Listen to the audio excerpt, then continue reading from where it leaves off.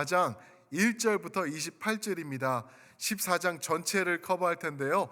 사도행전 14장 1절부터 28절 중에서 7절까지만 찾으셔서 저와 교독하시고 7절을 합독하시고 나머지는 말씀 중에 또 제가 커버를 하도록 그렇게 하겠습니다. 사도행전 14장 1절 제가 먼저 봉독해 드리겠습니다. 이에 이고니온에서 두 사도가 함께 유대인의 회당에 들어가 말하니 유대와 헬라의 허다한 무리가 믿더라. 그러나 순종하지 아니하는 유대인들이 이방인들의 마음을 선동하여 형제들에게 악감을 품게 하거늘 두 사도가 오래 있어 주를 힘입어 담대히 말하니 주께서 그들의 손으로 표적과 기사를 행하게 하여 주사 자기 은혜의 말씀을 증언하시니 그 시내의 무리가 나뉘어 유대인을 따르는 자도 있고 두 사도를 따르는 자도 있는지라. 이방인과 유대인과 그 관리들이 두 사도를 모욕하며 돌로 치려고 달려드니 그들이 알고 도망하여 루가오니아의 두 성 루드스라와 더베와 그 근방으로 가서 함께 읽습니다. 거기서 복음을 전하니라. 아멘. 오늘 1절부터 7절뿐만 아니라 8절부터 28절까지 14장 전체의 말씀을 가지고 성도는 담대해야 삽니다. 성도는 담대해야 삽니다라고 제목을 지고 우리 성도님들과 은혜의 말씀 나누기 원합니다. Christians are called to be bold. 담대해야 합니다. 삽니다. 담대히 살아라가 아니라 담대해야지 오직 살 수가 있다라는 굉장히 헤비한, emphatic한 그러한 말씀이죠. 제가 가끔 한국을 방문할 기회가 있었습니다. 한국을 방문하면은 얼마나 좋은지 몰라요. 그리고 한국을 이제 수년 만에 방문을 하고 그러면은 갈 때마다 바뀌어요. 그리고 갈 때마다 발전해 있고 이러는 거를 보면서 야, 참 나는 한국 사람인 게 뿌듯하다라는 거를 느낍니다. 그러나 시간이 좀 지나면서 이제 하루 이틀 며칠 더 지나고 그러면은 조금씩 제가 느껴지는 것들이 있는데 그게 뭐냐면은 나는 여기 사람이 아니구나라는 점이에요. 분명히 똑같이 생겼거든요.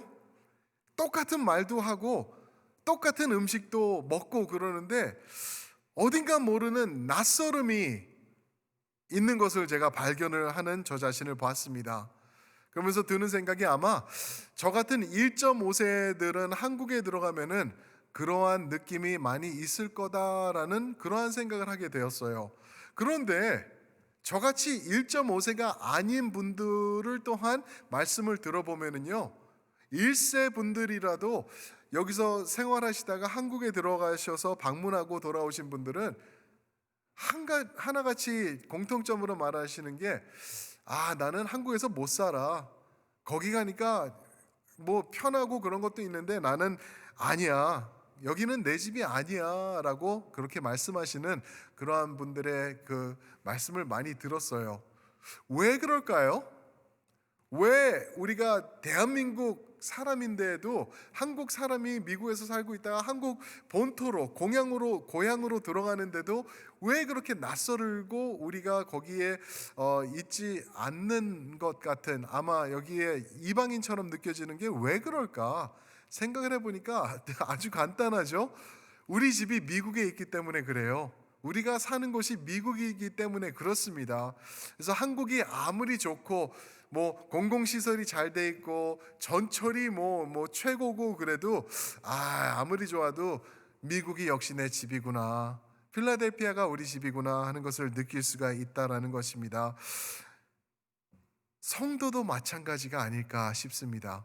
여러분들과 저는 천국 백성이다라고 말하고 있습니다. 사도 바울은 빌립보서 3장 20절에서 우리의 시민권은 어디에 있다? 하늘에 있다, 천국에 있다라고 말하고 있습니다. 우리는 이 세상에 살지만 이 세상에 속한 사람이 아니다라고 말해주고 있는 것입니다. 사랑하는 성도 여러분, 그 말씀을 전달해드리며 여러분들에게 도전드리고 싶습니다. 이 땅에서 너무 익숙해지지 않으시기를 축원드립니다. 왜요? 우리는 이 땅에 영원토록 거할 사람이 아니라는 것 때문입니다. 곧 우리가 돌아갈 본향이 있고 진짜 우리의 집이 있고 그것을 향해 우리는 매일매일 한 걸음 한 걸음 나아가고 있기 때문에 그렇습니다. 그러면은 이 땅을 살 때 우리가 도대체 어떻게 살아야 될까? 이 약간 이질감이 있는, 그리고 내가 적응되지 않는 이 세상을 살아가는 천국 세상의 사람들로서 우리는 어떻게 살아야 될까? 그게 오늘 말씀의 핵심인데요. 다른 것이 아닙니다. 우리가 각오를 하고 살아야 되는데 그 필요한 거는 무엇이냐면은 바로 제목이 말씀해 주는 것처럼 담대함입니다. 담대함. 성도는 이 땅을 살아갈 때 담대함을 가지고 살아야 된다라는 말씀입니다. Christian and Missionary Alliance, CNMA라는 교단 같은 그러한 교회가 있습니다. 원래 이거는 미션 오르가니제이션으로 세워진 곳인데 A.B. 심슨, 우리 장로교 쪽에서 계시던 목사님이죠. 카나다 출신이신데 그분이 장로교, 전통 장로교 리폼 교회에서 있다가 이제 선교 쪽으로 더 이제 포커스를 하기 위해서 CNMA라는 것을 창설하셨어요. 그가 이런 그 담대함에 대해서 이렇게 말하고 있습니다. 성령께서 주시는 담대함으로 굳건히 살아가야 된다. 그러면서 초대교회에 나타난 성령의 역사의 결과는 다름 아닌 담대함이었습니다라고 말하고 있습니다. 초대교회에 드러난 성령의 역사의 결과 중에 그 결과는 많은 것들이 있겠죠. 많은 사람들이 예수님을 영접하고 교회가 소생케 되고 그러는 것들이 있었는데 그 핵심의 바탕적인 것은 바로 담대함이었다. 성도들의 담대함, boldness가 있었다라는 거죠. 왜 그러면은 담대함을 성령께서 교회에 주시나? 왜 초대교회 성도들은 담대할 수밖에 없었나? 그리고 왜 오늘날 이 땅을 살아가는 여러분들과 저는 담대함이 필요한 것일까? 오늘 그것을 여러분들과 나누기 원합니다. 그 이유는 오늘 성경 구절에서 조목조목 잘 보여주고 있는데 그 첫 번째 이유가 뭐냐면요, 반대의 세력이 있다는 것입니다. 반대의 세력, presence of opposing force, 반대하는 세력, 우리를 반대하면서 다가오는 세력이 있다라는 것이죠. 지난주에 저희가 13장을 말씀을 나눴죠. 13장 이제 맨 끝에 보시면은 이제 50절, 51절, 52절 그쪽 말씀을 보시면은 이제 사도 바울이 프시디아 안디옥이라는 곳에서 복음을 선포했어요. 거기에 부흥이 일어났습니다. 많은 사람들이 주님 앞으로 돌아오기 시작했는데 문제를 삼는 세력이 있었어요. 다름 아닌 유대인들이었죠. 유대인들이 문제를 삼아서 결국에는 50절에 보니까 13장 50절에 보니까 바울과 바나바를 쫓아내었다라고 그래. 몰아냈다는 것이에요. 그 도시에서. 그래가지고 그들이 이제 다음 장소로 옮겨지는 곳이 이제 이고니온이라는 곳인데 그게 14장의 바탕의 말씀이 되고 있죠. 14장의 이고니온이라는 데까지 피해서 온 것입니다. 그런데 이렇게 많은 믿음이 있고 사람들이 예수님을 믿게 되고 주님 앞으로 돌아오는데 많은 반박이 있었다 그러고요. 그리고 비방이 있었다 그러고요. 박해가 있었다고 계속 말하고 있고 오늘 말씀 2절에서는 이 유대인들이 이방인들을 선동해서 악감을 품게 했다라고까지 말하고 있습니다. 지금 이 지역이 어디냐 하면은요, 이 이고니온이 갈라디아 지방이에요. 많은 분들이 오해하는 것 중에 하나가 갈라디아 서가 있기 때문에 갈라디아는 한 도시라고 생각을 하는데 지역입니다. 지역. 예를 들어서 저희 여기 필라델피아로 친다고 하면은 몽고메리 카운티 안에 이고니온이 있는 거예요. 그리고 프시디아 안디옥도 있고 그렇듯이 갈라디아 안에 이고니온 그리고 이고니온 그 프시디아 안디옥이 있고 몽고메리 카운티 안에 예를 들어서 엘킨스 파크도 있고 그죠? 첼트넘도 있고 그리고 뭐 다 들어있듯이 그렇게 된 그러한 모습인 것을 보죠. 그래서 갈라디아서를 보면은요 사도 바울이 이 지역에서 이 당시 14장 당시에 쓰여진 글이 바로 갈라디아서입니다. 그 지역 사람들에게 격려하기 위해서 쓴 말씀이 우리 사도 바울이 쓴 성경 말씀 중에서 가장 제일 먼저 쓴 갈라디아서라고 우리가 이해를 할 수가 있습니다. 그런데 여기에 도착하자마자 계속 이런 핍박이 지속되는 것을 봐요. 그러니까 어떻게 되죠? 결국에는 4절에 보니까 무리가 또한 나누어졌대요. 나뉘어져 가지고 많은 혼동이 있었던 것을 우리가 볼 수가 있죠. 그리고 5절에 가서는 또 어떤 이 반대 세력이 있었냐면은 5절을 읽어드리겠습니다. 이방인과 유대인과 그 관리들이 두 사도를 모욕하며 돌로 치려고 달려드니, 돌로 치려고 달려들었대요. 돌로 치려고 달려드린 게 그냥 화가 나가지고 옆에 있는 돌멩이 잡아서 던질라 그랬던 게 아니라 이거는 사형이죠, 사형. 출애굽기 31장에서부터 드러나는 사형 방법을 지금 유대인들이 이방인들을 이거 부득겨 가지고 돌을 쥐어서 이 사람들을 죽이려고 그러고 있는 거예요. 이런 반대 세력이 있기 때문에 이 세상을 살아가면서 성도는 이런 반대 세력을 경험할 수밖에 없기 때문에 우리는 성령께서 더해 주시는 담대함이 필요하다는 것입니다. 사랑하는 성도 여러분, 여러분들께 알려드립니다. 세상은요, 여러분들의 편이 아닙니다. 잘 들으셨나요? 이 세상은, 여러분들과 제가 걷고 있는 이 땅은 우리 편이 아니에요. 우리를 싫어하고 우리가 잘 되는 것을 반대한 것이다라고 성경에서 나와 있는데, 그러니까 이제 어떤 분들은 흔들리시고 또 신앙을 등져버리시는 분들이 있어요. 그런 말씀이 또 바로 히브리서예요. 히브리서가 쓰여진 이유가 신앙을 등지고 떠나는 성도들에게 그렇게 하지 마세요, 그거는 죽음의 길입니다 라고 격려하는 말씀으로 쓰여진 말씀이 히브리서입니다. 그런데 우리 가운데서도 그렇게 있어요. 이 땅에서 내가 좀 편하게 살고 싶은데 나를 등지게 하는구나 라고 하는데, 나의 편이 아니구나 라고 우리가 고백하는데, 그렇다고 우리가 기죽을 필요가 없습니다. 왜 그러냐면은 우리 편이신 분이 다른 분이 계세요.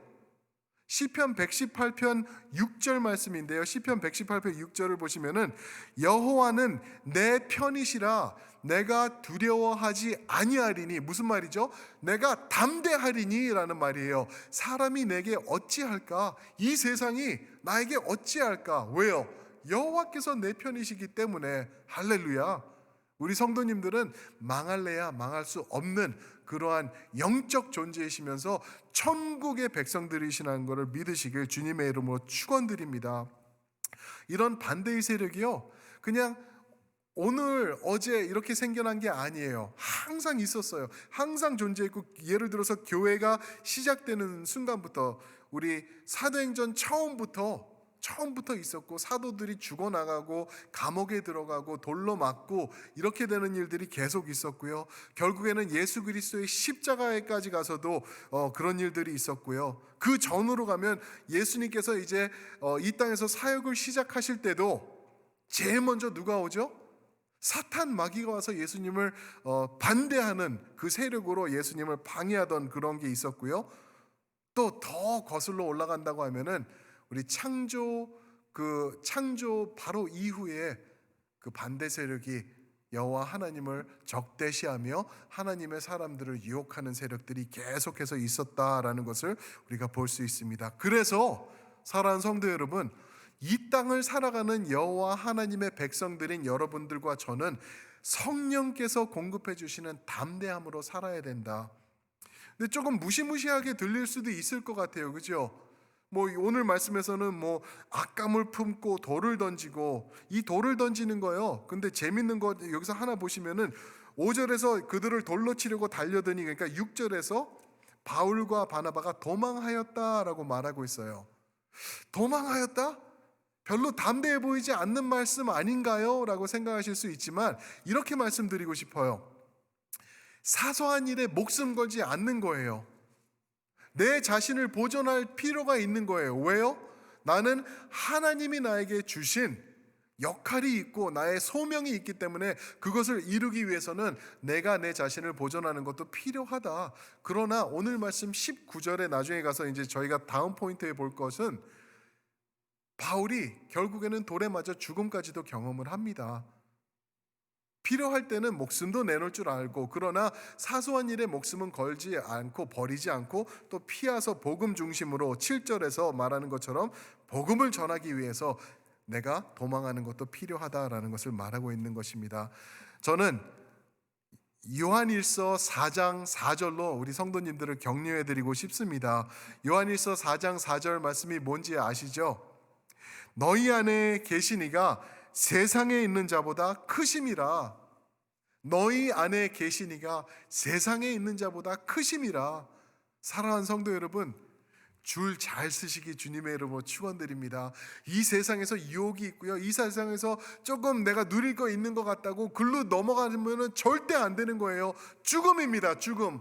우리 안에 계신 이가 참 진리이시고 그게 구원의 하나님이시고 나의 전부가 되신 예수 그리스도라는 것을 우리가 깨닫고 내 안에 계신 더 크신 하나님과 동행하며 경외하며 예배하며 살아가시는 우리 성도님들이 되시기를, 담대한 성도가 되시기를 예수님의 이름으로 축원드립니다. 두 번째로 또 오늘 말씀을 보시면은요, 우리가 성령께서 주시는 담대함으로 담대해야 될 이유를 말씀해 주시는 게 우상의 세력이 있기 때문이다 라고 말씀을 하고 계십니다. The presence of the opposing idol. 우리를 반대하는 우상의 세력이 있다. 사랑하는 성도 여러분, 우상이 뭔지 아시죠? 하나님께서 신명기 16장 21에서는 제일 미워하시는 것이다 라고 말씀하세요. God hates idol 라고 말씀하세요.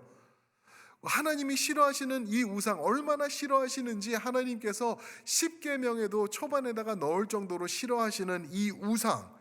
그런데 이 우상이 득실득실하는 곳이 바로 이 땅이고 내 안에도 존재하는 것이 이 우상이다 라고 말씀드릴 수 있습니다. 그러면 이 우상이 무엇인가? What is idol? 우상이 무엇인가 하면은요, 간단합니다. 우상은요, 무엇이든지 내가 신격화해버리는 것, 그게 우상이에요. 여호와 하나님이 버젓이 살아계시는데 그 앞에서 내가 신격화해서 만들어버리는 것, 그것이 바로 우상이라는 거죠. 무엇이든지 하나님이 계셔야 되는 자리에 대신해서 올려버리는 것, 그것이 바로 우상이다라고 말하고 있죠. 그런데 이러한 일이 지금 이 루스드라에서 사도 바울과 바나바가 말씀을 선포하고 있는 이 땅에서 일어나고 있는 거예요. 그게 이제 8절부터 19절 말씀을 보시면 나오는데요. 8절에 제가 읽어드리겠습니다. 루스드라에 발을 쓰지 못하는 한 사람이 앉아 있는데 나면서 걷지 못하게 되어 걸어본 적이 없는 자라. 9절, 바울이 말하는 것을 듣거늘 바울이 주목하여 구원받을 만한 믿음이 그에게 있는 것을 보고 10절, 큰 소리로 이르되 내 발로 일어서라 하니 그 사람이 일어나 걷는지라. 11절, 무리가 바울이 한 일을 보고 루가오니아 방언으로 소리질러 놀란 거죠. 이제 난리가 일어났습니다. 방언으로 소리질러 이르되 신들이 사람의 형상으로 우리 가운데 내려오셨다 하여. 신들이 내려오셨다 합니다. 12절 그래서 보시면은 이들이 두 명이니까 바나바와 바울이니까 이 사람들이 제우스고 또 헤르메스라라고 얘기를 하고 있어요. 우상화하고 있는 거죠. 쉽게 보면은요. 그런데 재밌는 것, 두 사람인데 왜 하나는 제우스고 하나는 헤르메스라고 했나? 이게 그리스 신화에 나오는 그 신들이죠. 그리고 로마 말로는 주피터 그리고 머큐리어스라고, 이 머큐리라고 하는 이 신들이 우리 가운데 육체를 입고 왔다라고 이들이 난리가 난 거예요. 난리가 나요. 그러면서 이제 제사장에게 얘기를 해서 그 제우스 신전이 있었는데 거기서부터 이제 동물들을 가지고 나와서 이제 바울과 바나바를 그들의 앞에서 제사를 드리고 그들을 예배하려고 하는 그 모습이 있습니다. 이게 이제 8절부터 19절 20절 말씀인데 이들이 왜 이렇게 반응을 했을까 보면은 재밌는 이 포클로어이 있어요. 이 지역에서 전해지던 레전드가 있는데 뭐냐 하면은 오베드라는 AD 17년기에 죽은 시를 쓰는 시인이 있었는데 그가 그 내용을 적었어요. 무슨 말이냐면은 제우스와 헤르메스, 그러니까 이 두 신은 그 부자지간이에요. 제우스가 아버지, 그리고 헤르메스가 아들. 그래서 헤르메스 아들이 하던 게 뭐냐면은 제우스의 뜻을 선포하던 사람이에요. 선포하던 신이에요. 그래서 말을 많이 하던 바울은 헤르메스라고 하고 있는 거고, 제우스는 좀 더 이제 어른 같은 그러한, 아마 바나바가 그랬을 거죠. 그를 부르고 있는데, 어떤 일이 그 레전에 있었냐면은 제우스와 헤르메스가 이 지역을 인간의 육신을 입고 방문을 했다라고 얘기를 해요. 이 땅에 내려와 가지고 아주 가난한 모습으로 와 가지고 사람들을 떠보는 거예요. 떠보면서 우리에게 잠잘 곳을 좀 주시고 먹을 것도 좀 제공해 주세요라고 집집마다 다니고 물어봤는데 아무도 그들을 반겨주지 않았다는 겁니다. 그래가지고 이 제우스와 헤르메스가 결국에는 안 되겠다, 인간의 세상을 우리가 멸하자 하고 마지막으로 집으로 들어간 데가 빨리만과 그 버시스라는 여인, 그 부부, 늙은 노인 부부의 집이었어요. 허름한 오두막이었는데 거기 들어가서 우리가 머물 곳이 없습니다, 배가 고픕니다 했는데 들어오세요라고 해가지고 밥을 줬다는 거예요. 잘 섬겨줬다는 거예요. 그러니까 나중에 제우스와 헤르메스가 그들 집을 그 제우스의 성전으로 훌륭하게 바꿔주고 그들에게 복을 주었다라는 얘기가 있어요. 그리고 결국 그들이 죽었을 때는 그 제우스의 성전을 지키는 두 개의 나무로 그 성전 앞에 이렇게 남게 했다. 그리고 나머지 사람들은 심판해 버렸다라는 이 전설이 이 땅에 내려오고 있었던 거예요. 그러니까 이 사람들이 느낀 게 뭐냐면은 바울이 와가지고, 바나바가 와가지고 둘이 온 거예요. 둘이 와가지고 능력을 행한 거예요. 태어나면서부터 안진뱅이였던 사람을 일어나라고 하니까 그가 일어나서 기적이 일어나는 것을 본 거죠. 그러니까 이 두 사람을 보고 드디어 전설에만 있던 제우스와 헤르메스가 다시 우리를 찾아왔다. 이제는 우리가 제대로 이 사람들을 섬기자, 이들을 예배하자라고 이제 재물을 가지고 나오는 것이에요. 재밌죠? 그런 상황에서 이 말씀이 쓰여졌는데 그 가운데서 바울이 하는 말이 14절, 기가 막힌 말씀을 14절에서 합니다. 14절 제가 읽어드리겠습니다. 두 사도 바나바와 바울이 듣고 옷을 찢고 무리 가운데서 뛰어들어가서 소리질러 15절 이르되 여러분이요 어찌하여 이러한 일을 하느냐, 우리도 여러분과 똑같은 성정을 가진 사람이라. 여러분에게 복음을 전하는 것은 이런 헛된 일을 버리고 천지와 바다와 그 가운데 만물을 지으시고 살아계시는 하나님께 돌아오게 함이라. 이 말을 전하는 거예요. 우리가 아닙니다. 우리가 아니에요. 우리가 이 복음을 전하는 것은 여호와 하나님, 여러분들이 바로 하는 이런 쓸데없는 이런 것들 버리고 여호와 하나님만 예배하라고 이렇게 하는 것입니다 라고 그가 외치고 있는 것이죠. 저는 여기서 이런 생각이 들어요. 바울이 이 상황을 잘 오케스트레이트 했다면은 복음 선포에 도움이 더 되지 않았을까 하는 그런 생각도 드는 거예요. 정말? 나를 제우스로 봐? 나를 헤르메스로 봐? 오케이, 그러면 한번 해봐 어디. 그러면서 내가 예수님의 이름을 선포하면 되겠다 라고 하지 않았던 거죠. 왜요? 옳은 것을 위해서 그릇된 것을 행하는 것은 잘못된 것이다 라는 거죠. 다시 말씀드립니다. 올바른 여호와 하나님의 복음을 선포하기 위해서 잘못된 방식을 택하는 것은 잘못된 거예요. 그렇게 하지 않았던 바울의 모습이죠.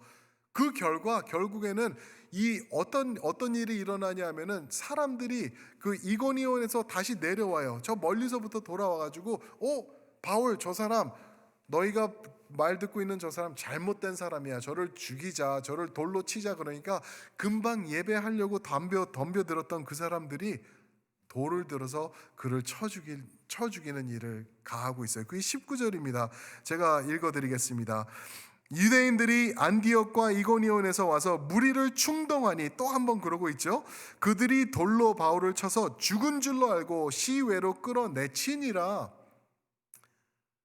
사랑하는 성도 여러분, 이 돌로 치는 게 뭔지 아시죠? 아까 말씀드린 대로 이거는 사형법이었어요. 유대교 안에 있던 사형법이에요. 이게 왜 돌로 치는지 또 제가 잠깐 설명을 드린다고 하면은요, 내 손에 피를 묻히지 않으면서 내가 사형시킬 수 있는 방법이 돌로 치는 방법이었습니다. 죽은 사람을 만질 수가 없었거든요. 피를 묻힐 수가 없었던 거예요, 유대인으로서. 그런데 저 사람 죽여야 되는 거예요. 그러면은 돌을 집어 던지는 거예요, 죽을 때까지. 그런 일을 바울이 지금 19절 보니까 여기서 겪고 있는 거예요. 금방은 뭐 신인이 어쩌니 해놓고서는 이제는 돌로 치는 그들의 모습 재밌죠? 그런데 어떤 사람들은, 어떤 신학자들도 그래요. 이 말씀 보고 바울이 죽은 게 아니다. 왜 그러냐면 20절에 보면은 그가 나중에 다시 정신 차리고 돌아오기 때문에. 그런데 저는 조금 달라요. 죽었을 것 같아요. 왜 그러냐면은요, 돌로 치는 거예요. 동네 사람들이 모여서 돌로 치는데 기절할 정도로만 쳤겠냐는 거죠. 그리고 나는 정말 죽이기 싫어서 기절할 정도로 팔 쪽으로 던졌다 하더라도 수십 명, 수백 명이 돌로 치면은 어떻게 될까요? 자연스럽게 그 자체가 무덤이 될 정도로 많은 돌들이 날라오고 죽게 되는 것이죠.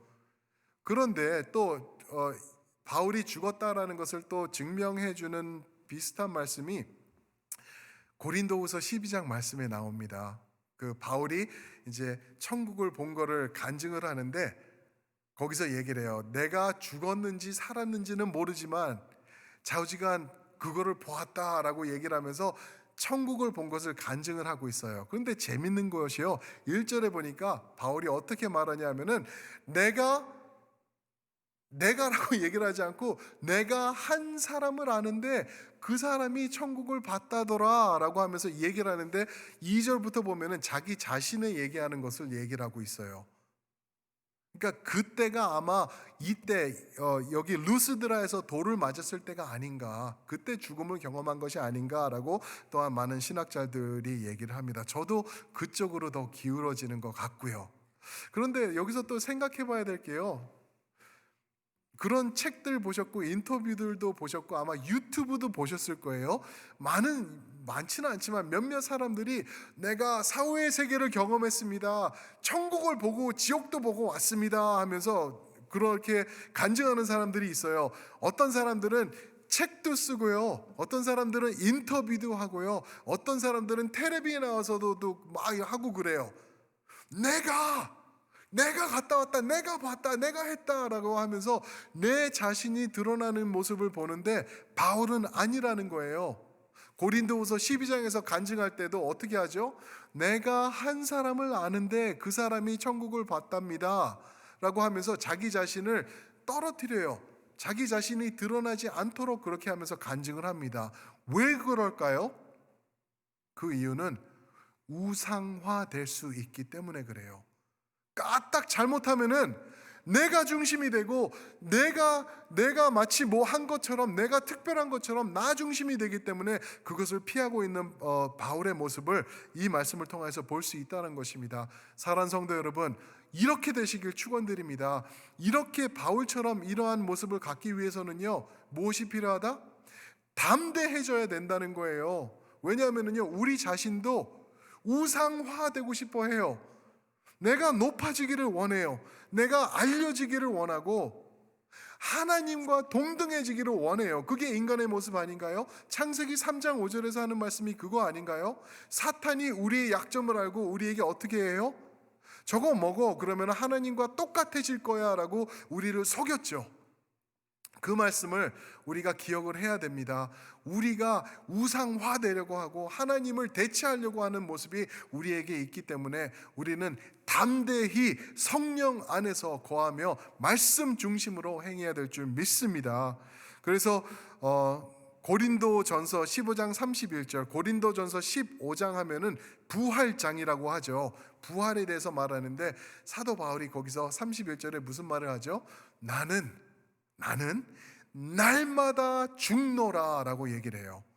매일매일 죽는다. 매일 죽지 않으면은 나의 우상화하려는 게 자꾸만 일어나려고 하고 자꾸만 드러나려고 해가지고 나는 날마다 죽는다라고 그렇게 고백하는 것입니다. 사랑하는 성도 여러분, 담대해야 삽니다. 그게 성도의 모습입니다. 담대해지시면서 나의 우상화하려는 것 내려놓으시는 우리 담대한 성도님들 되시길 축원드립니다.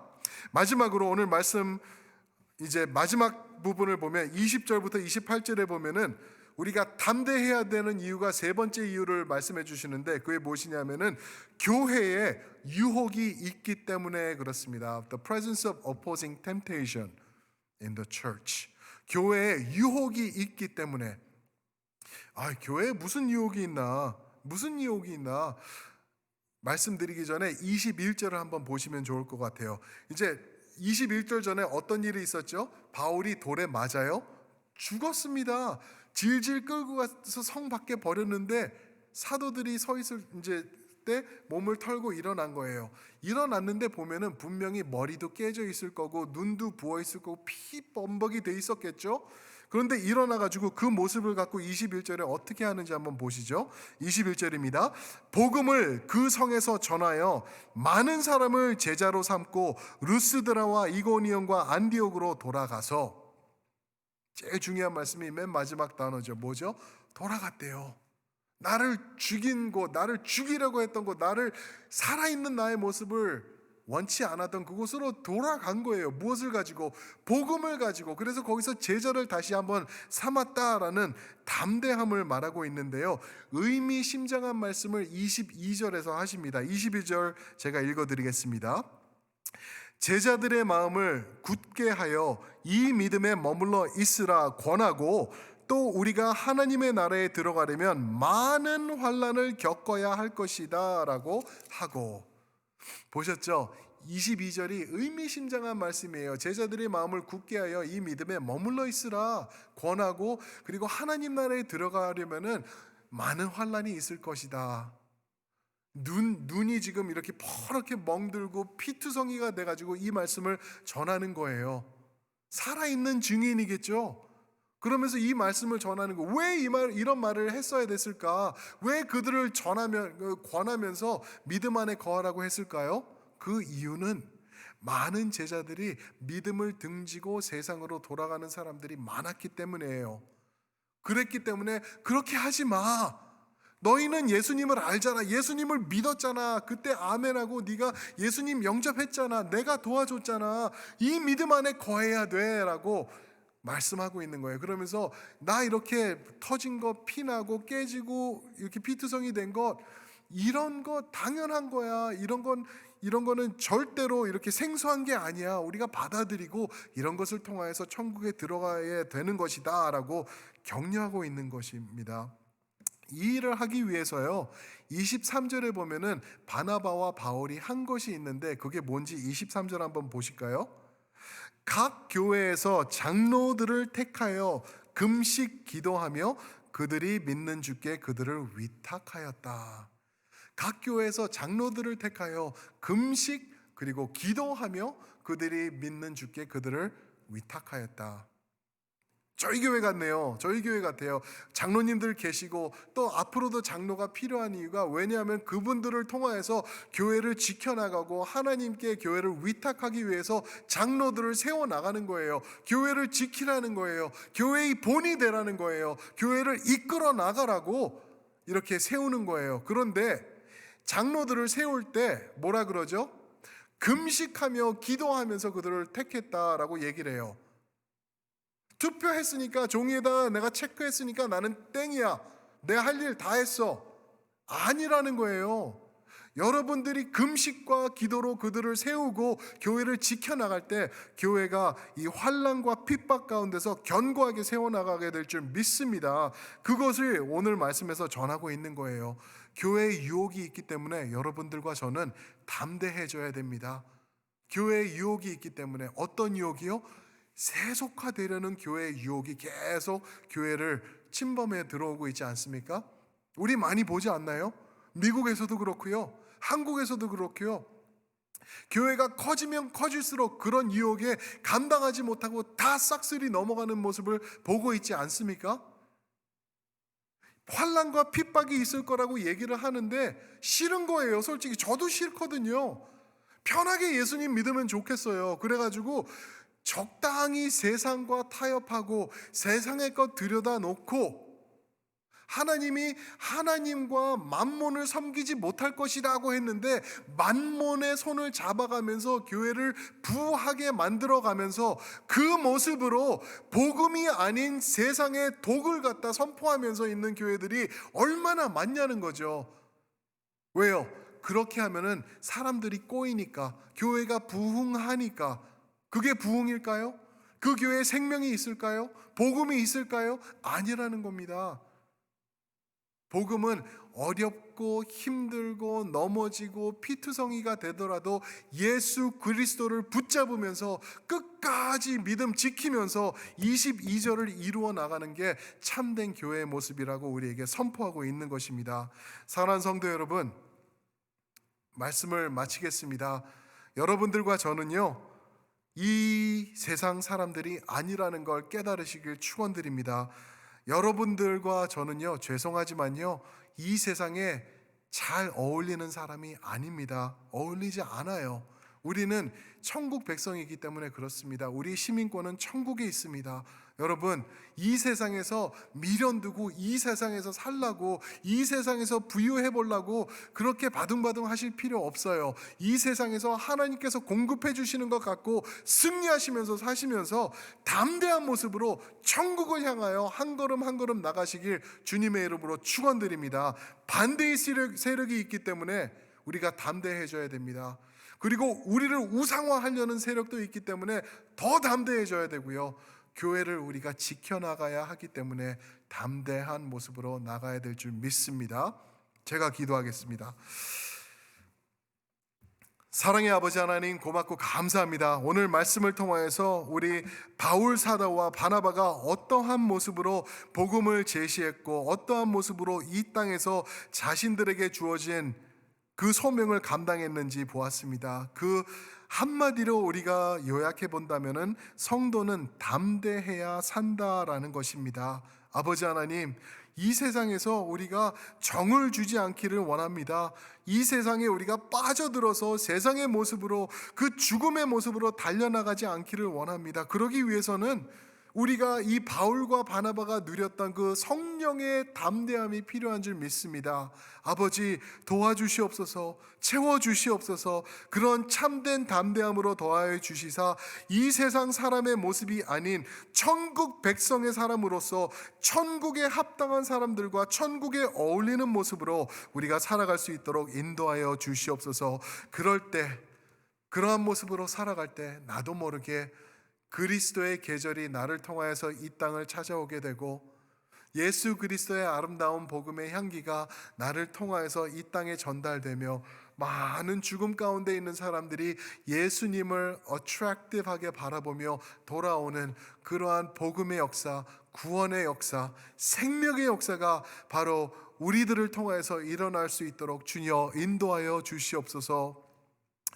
이제는 우리 주 예수 그리스도의 은혜와 아버지 하나님의 크신 사랑과 성령 하나님의 함께 하시며 담대함으로 더해 주시며 우리를 보호하여 주심이 오늘 이 말씀 앞에 아멘으로 화답하며 나의 반대의 세력 앞에 굴하지 아니하며 우상 세력 앞에 타협하지 아니하며 교회를 유혹 가운데서 지켜나가기로 결단하는 우리 첼트넴 장로교회의 모든 성도님들 머리머리 위에, 사랑하는 우리 자녀들 위에, 모든 교회들과 선교지들 위에 이제로부터 영원토록 함께 하시기를 축원하옵나이다. 아멘.